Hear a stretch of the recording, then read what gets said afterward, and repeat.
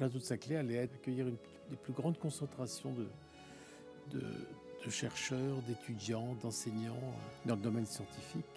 Tous ces gens n'avaient pas d'endroit, de lieu physique pour rencontrer, se confronter, discuter avec ceux qui cherchent aussi le sens de l'univers par les voies de la philosophie, de la théologie, de la métaphysique. Et donc, le point de départ, c'est la mise en relation de tous ces gens-là pour qu'ils puissent croiser leur savoir et leurs doutes. On s'est dit, il faut que ce lieu-là soit très ouvert et que les gens voient partout tout ce qui se passe.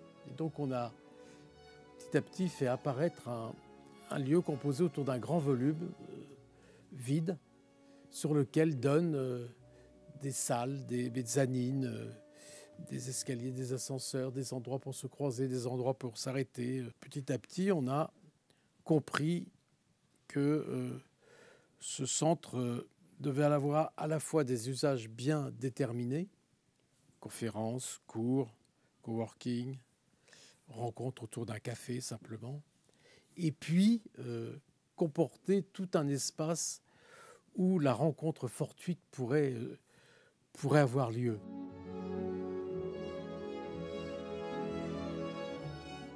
Et puis à travers ce grand volume-là passe le volume en terre crue de la chapelle, qui est visible donc par ce matériau très, très typé dans tous les étages.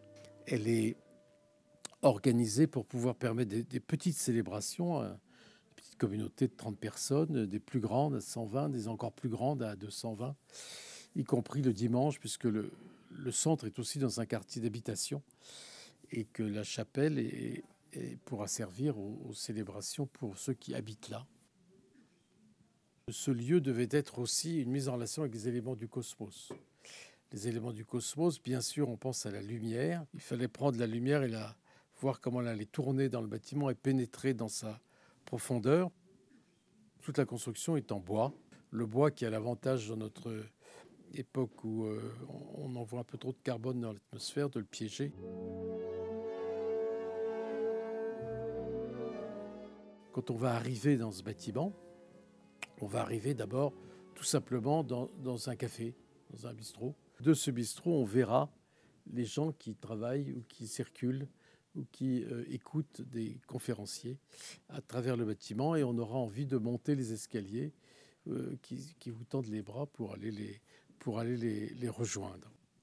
Il y a toujours dans ce genre de conception de bâtiment un juste équilibre à observer entre la grande convivialité qu'il doit générer, mais aussi la préservation d'endroits d'intimité. C'est un bâtiment où chacun peut, en bougeant dans les lieux, se composer l'atmosphère qui lui convient au moment précis où il en fait usage.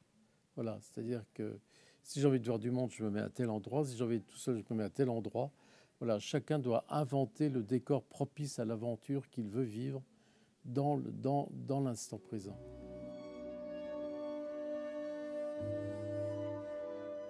Ce bâtiment, en fait, quand il va ouvrir, il constituera comme une sorte de proposition. Une proposition d'espace.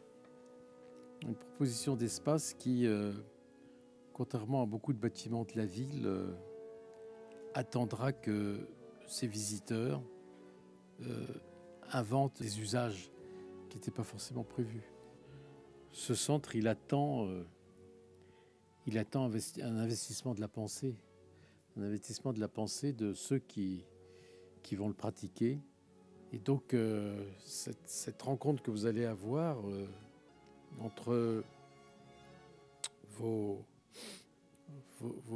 désirs, vos aspirations, vos recherches, et puis l'espace qui vous est proposé, qu'on commence à bâtir, vont être fondatrices, je crois,